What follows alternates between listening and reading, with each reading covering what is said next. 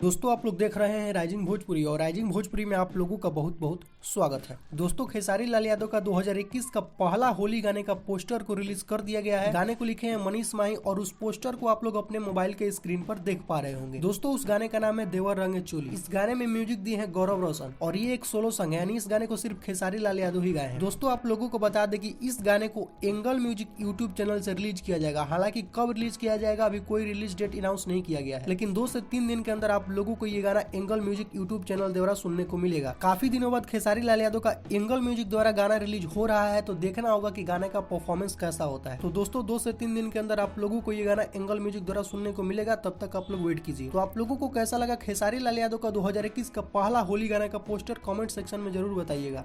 तो दोस्तों इस वीडियो में सिर्फ इतना ही। वीडियो पसंद आया तो वीडियो को लाइक कीजिए, चैनल पर नए हैं तो चैनल को सब्सक्राइब करके बेल आइकन को प्रेस करके नोटिफिकेशन को ऑल कर लें।